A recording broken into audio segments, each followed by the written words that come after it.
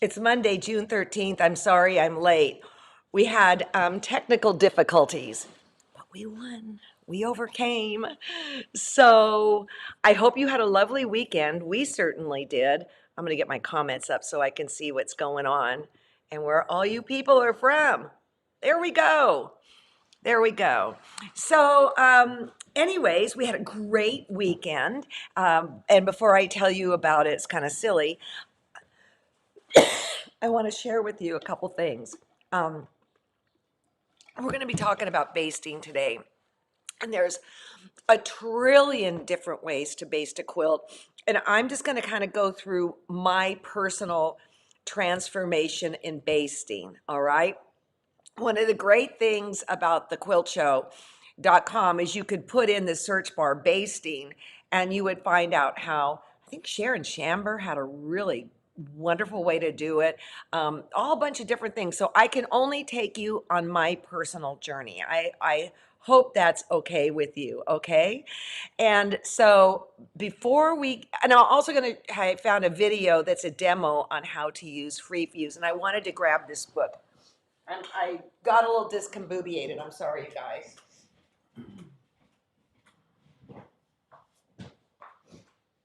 Okay. I wanted to show a picture in this book, and I don't know why I didn't put it next to me. So I got two cameras hooked up and stuff. Milwaukee, that's Becky. That's where my dad was born, and he went to Shorewood High.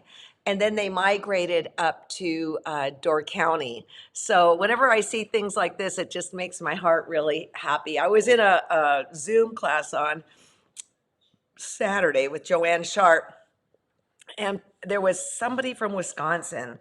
And all I wanted to say is, where in Wisconsin? So, okie doke. So this weekend, next door, Dan turned 60. And it's so weird because we're getting older, okay? And it was cool as our neighborhood, people are moving in with kids and stuff. And so now we're the old people. So, Dan, what I did, I thought, okay, what can we do that's cute? I ordered these banner things for John and myself, and it came with tiara, glasses. Um, John, there's somebody in here trying to. We got to get this person out of here from Tesla. Anyways, so we got these crazy outfits, and we even had these tiaras. And so there's they put on a tiara that says 60. Now, Dan, they are our neighbors. They've been there like for 20 years. I love these people with all my heart. His claim to fame is barbecued ribs on a Weber. It takes 6 hours for him to cook these. So I have to show off his ribs. Oh, they were so good. I mean, we just sit there and just shove them in our face. So it was a lot of fun, a whole lot of fun. And they're also cat people, and they've brought in babies that are homeless and stuff like that. So they really have the rig, the jam on how to take care of them. But in the meantime, Jeannie did this for Jeannie sent this in to me. She made spinning spools out of African fabrics, and she said that she had sent me the top. Honestly, I don't remember, but now it is quilted and she's added extra borders. And okay, first of all, working with African fabrics, they look very, very different. And they're very busy compared to what our palette is, although when you talk cave. But I thought that her adding the borders made the whole thing come together. Without the board, I don't know if that's I guess that must be striped fabric, and then more of the crazy black and white stuff on the outside, or blue and white. I really, really like this. And without those multiple borders, I can tell you right now, I think this quilt would almost be too much to visually consume. So, Jeannie, thank you so much for sending in that picture so I could share. That would be, for me, that would be a challenge to work with that fabric, which tells me I need to work with that fabric. It's about that simple. So here we go. People are logging on, and Okay, basting. Basting is when you put the 3 layers together: the backing, the middle, and the batting, and the top. And the thing with basting is that it depends how you're going to quilt it, is going to determine how you're going to baste it. All right. So I'm gonna step back into the olden days when I was a hand quilter. And it's not that I'm not a hand quilter, but how I would baste for hand quilting is entirely different than how I might baste for machine quilting. And also, I'm going to throw a video up of my product Free Fuse to show you yet another way to baste. But I want to go through all the scenarios that I am familiar with. Okay, so let's get down to here. In the olden days, you might hear her crying, the kitten. In the olden days, well, I would baste on the carpet, all right? And it would be a non-loop carpet. And so what I would do, you're going to see all these different things. What I would do is I would put the back on the carpet, wrong side up. All right. So the pretty part is into the floor. And I would make this maybe 2 or 3 inches bigger on all sides. All right. And then what I would do is I would T-pin starting across, like how when you block, into the backing, go on one side, and then go down this way, and then go down this way, and then come up here. And what's going to happen is when you get up here, this is going to be kind of funky. You could be taping it on a table if you don't have the right kind of carpet. And if you're going to work on a table, like at a church or a school or something like that, get like college dorm bed risers to put under the table so you don't kill your back. All right. So the idea is you want it as stretched and flat as you could possibly be. Again, this is for hand quilting, what I did. And then I will take my batting. We'll make the batting blue.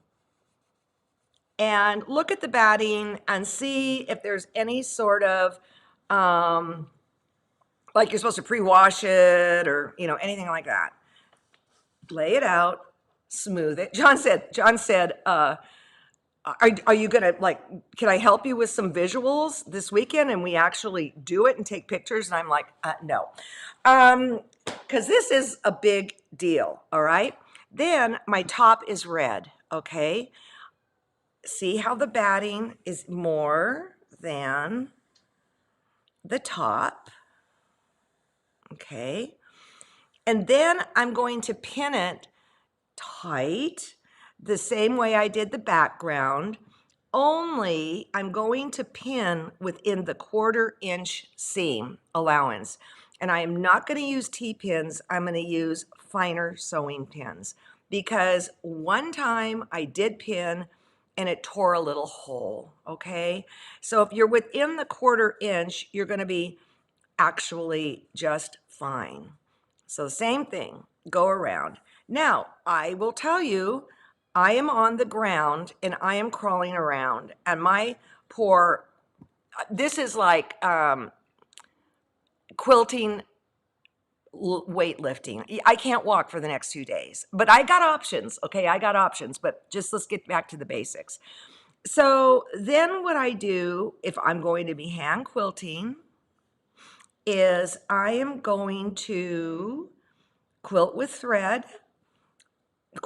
baste with thread, say a neutral thread, and I'm going to work in quadrants. I'm going to actually physically crawl on top of it.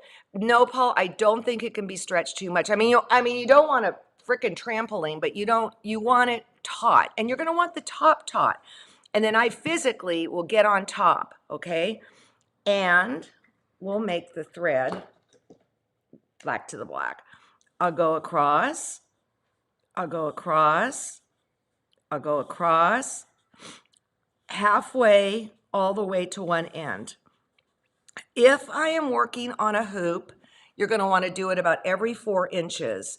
If I'm doing it on a frame, I don't have to do it as much, like my dad's frame. Okay. Then what I'm going to do, same thing, out this way. All right? And so you get the point of that. Now, let me show you something, and then up this way. All right? Again, hand quilting. I'm doing it with thread. I don't want to use safety pins because when you're hand quilting, it's going to get, the thread's going to get caught up on it, and it'll drive you out of your flipping mind. But I have a really cool trick, and I didn't mark the place and even have the book here, but hold on. Basting, 129. I love this book. It's all things quilting, and it's kind of there's no patterns in it. It's just all the things that you might want to know. It's kind of a condendum, I don't know what the word is, of all my books. All right, where's that picture tip? So what you can do, let me bring this down, is you get a spoon that you don't care about, not grandma's, silver spoon that came across on the prairie, and you go in, and then the spoon helps lift it up. Okay, it picks up the tip of the needle, and you're going to want to use a fairly substantial needle to do this. And again, you're going to want to use I wouldn't go to grandma's old thread box, and use a thread, because who knows if it's going to run or things like that. So this is for if I'm hand quilting. Now, let me show you another thing. Let's say we have got batting that we want to piece together.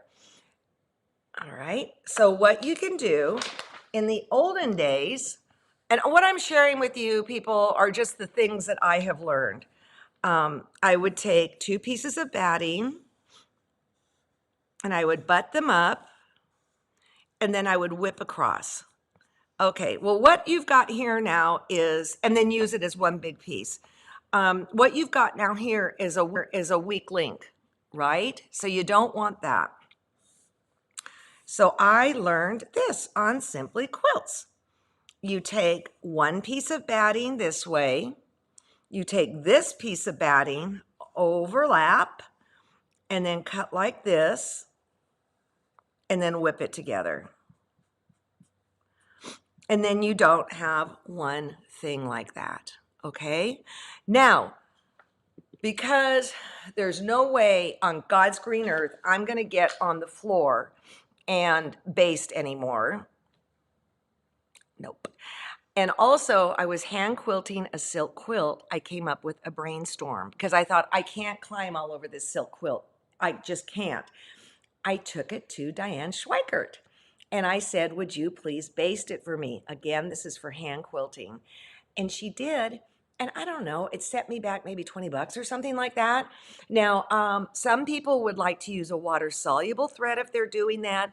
I don't. I want to be able to take out the threads in the end. So now, yes, John? Oh, Diane's a long armor. She's a long armor. Okay, she's my long armor. And so she just basted it for me with a regular thread. And then as I hand quilted, I would pick out the threads. Okay, now let's talk about pinning. So when would I pin? Okay, I would pin the same way that I just showed you, using safety pins if I were going to be machine quilting. This is back in the day. And they have some really nice colored safety pins that are very, very pliable. You don't want to use big ones, you want to use little ones. And then you just pin, pin, pin, pin, pin. And then somebody might ask, well, could I use straight pins? Sure, if you don't mind being stabbed to death. But pinning is another way. I did do I basted. Oh, but let me tell you something else. Let me go back to here. I forgot to say this. Let's say I worked on a frame, right? So here is your background, your backing that has been prepared.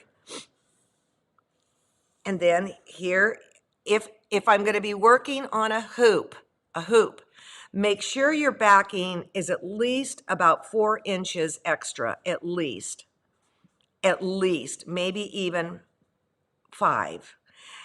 Then take your batting and cover it up.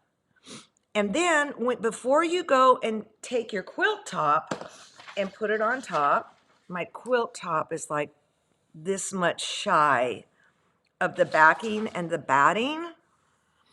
Go and add baste on with your machine a piece of fabric on all 4 sides. This is if you're working on a hoop.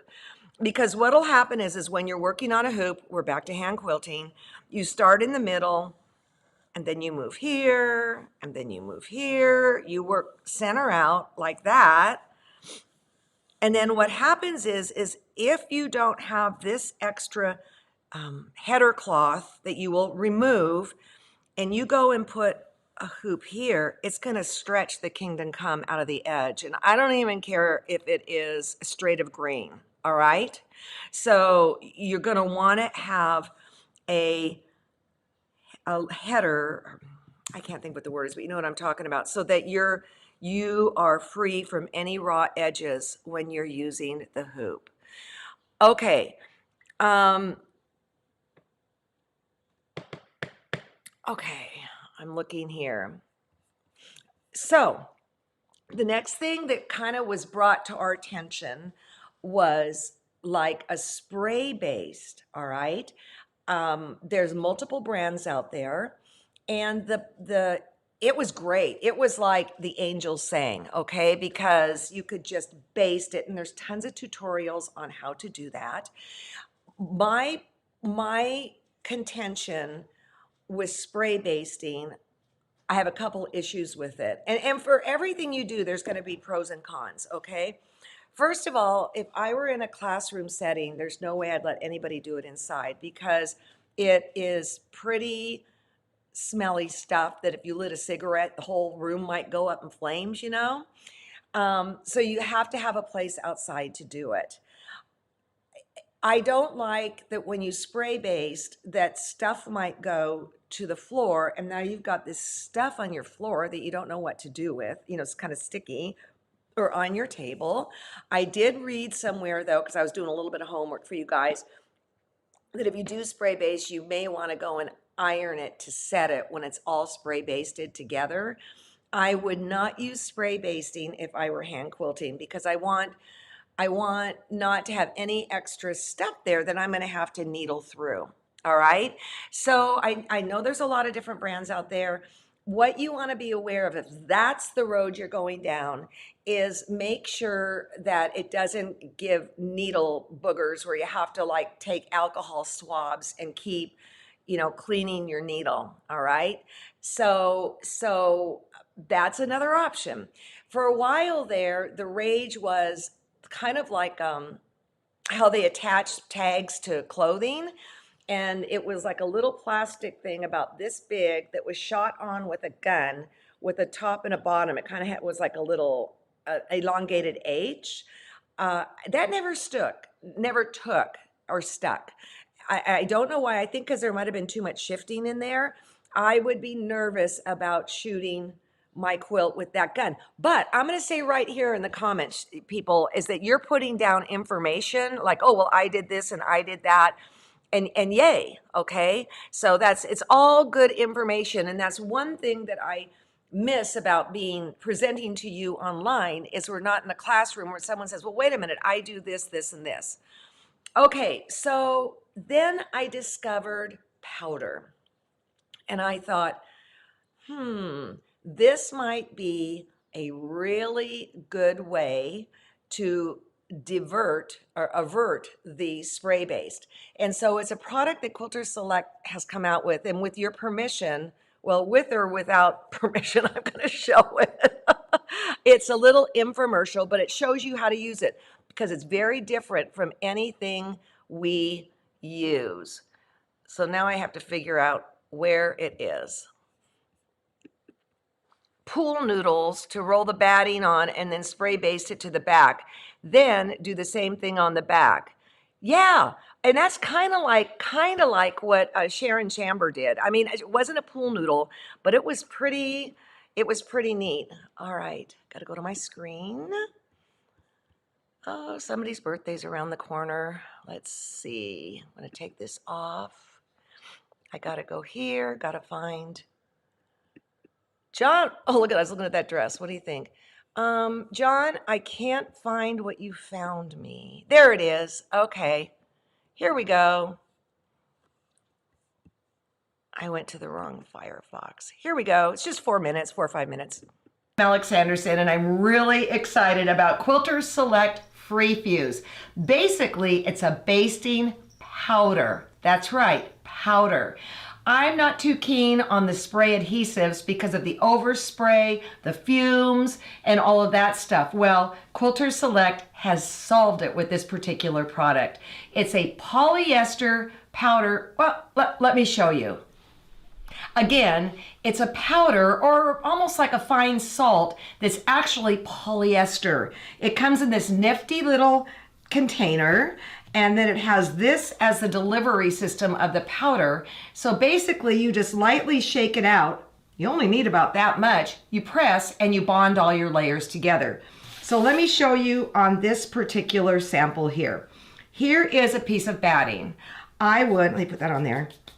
I would shake some out, and you don't have to use too much. I mean, that's something that you're going to have to experiment with your iron and the fabric you're using and all that. And you put your, say, backing on here, and then you iron it down. When you're done ironing down, say, the backing, then you flip it over and you put some more free fuse on it. It is a semi-permanent bond, so it will not wash out. But because it's polyester, it's super duper luscious and supple and wonderful to quilt through. So here we go. I've got my little sample here. Let it cool for a second. And then, let me show you. It's just so great, you guys. I can't stand it. Look at that. It's not going anywhere. You can over powder it. If you over powder it, it's not going to ruin anything. You'll just have to buy more of this sooner. And this should do a full-size quilt for you. Okay, that's easy on a 6-inch square. What about a larger piece? I've taken my ironing board and I have pushed it up to my table at the exact same height. So this is how I manage a larger piece. So I start with my backing, and I'm going to put free fuse on here. Shake it on. Go down the line. If it's a bigger quilt, iron this on and then go and do the next section. So here's this. I'm going to iron. And again, all irons are different. You're going to have to figure out what temperature works for you. On my wonderful little Panasonic, I have it on full speed high. All right, so I've done one end. Now this is the trick. I'm going to turn it all around. And this is what I've just fused right here. I'm going to put that up here on my table. I'm going to lift up the backing, and it will naturally stop peeling where the free fuse ended. Here, let me pull this down here. I'm going to put some more free fuse on. There you go. And then iron it again. And basically, I'm going to work from one end of the quilt or the backing to the other. Okay, there we go. Then I'm going to move it. I'm going to fold it back, put more free fuse in it, and there you go. But it's not just great for basting a quilt. It's got a lot of applications. So for instance, here are 2 ribbons that I wanted to sew together by hand, kind of whip it down. We have a sateen on one side, a raw silk on the other. I put some free fuse on the ribbon, and then I just put a little bit here, ironed this on top, and it's not going anywhere. So there are so many different applications you can use your free fuse for, and I would love to hear what you've come up with, because I just got mine and I'm beginning to say, oh, I could do this, I could do that, etc. Call your local Quilter Select dealer and see if they have free fuse in. It will set you free, trust me. Hey, and if you come up with some cool different ways to use it, let us know.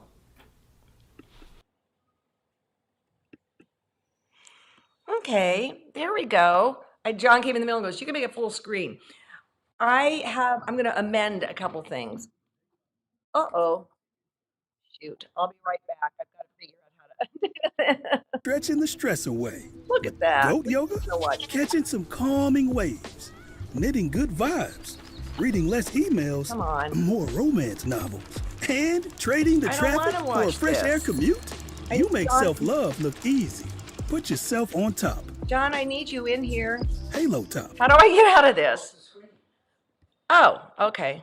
There we go. Okay. Camera. I'm not getting that dress.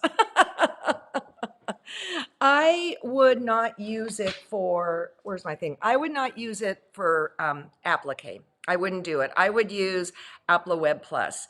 There is when you powder it, it will go, it can go out. And so what I always do is I kind of take it almost to the edge of the quilt and figure I can do that part later.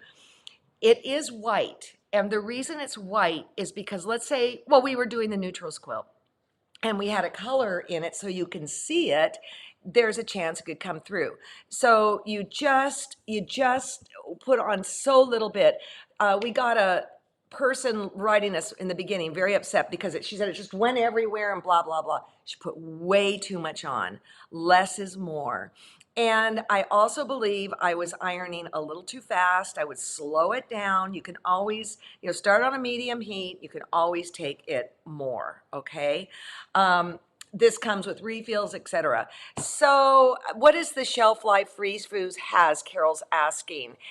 I, I don't think it's going to go anywhere. The other thing, John's in here, I want to say before I forget, it does not, because it's a polyester, I mentioned it in there, but it does stay in, but you don't know it's there. Your needle doesn't get all that junk on it. So yes. Hand quilting, I wouldn't do it. I would just stick to taking it to your long arm quilter and having it done, or go to your local quilt shop and do it there, or if you're under a certain age, get on the floor and get with the program. Remember, non-loop carpet. So no, when I'm hand quilting, man, I just want it as clean as possible because, yeah, just because, right? All right, let me look in. Can you use a free fuse for, yeah, hand quilting? I wouldn't do it. Okay, so you may want to check out Sharon Chambers' show, and she has a real clever way to do it. Again, we've been thinking about what is thequiltshow.com, and basically it is a resource to improve your quilting skills and to take you to the next level, and or maybe confirm you're doing everything right. So I look at us as a world guild bringing in fabulous teachers all the time. Okay, speaking of fabulous teachers, I did want to show you what I'm working on. I want to show you that. So gosh, who were we talking to the other day? And we were talking about inspiration. And I showed you this, okay? This is a painting from a Gala Mendocino.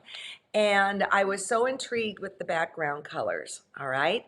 So I bought the Sue Spargo wool, pieced it together, and honestly, let me show the back side of it right now. These were really uncomfortable colors for me to be working with. For me personally, very, very uncomfortable.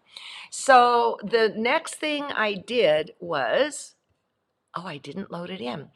I took white paper and came up with my design, all right?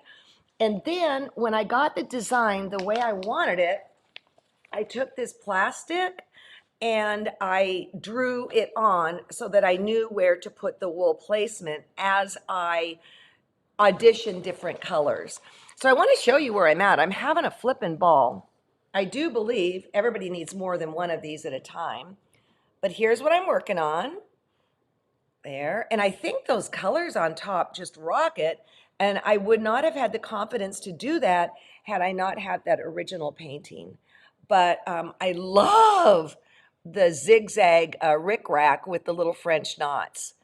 I mean, this is just so much fun. And this is something to do when you want to watch kind of mindless TV because you kind of have to pay attention.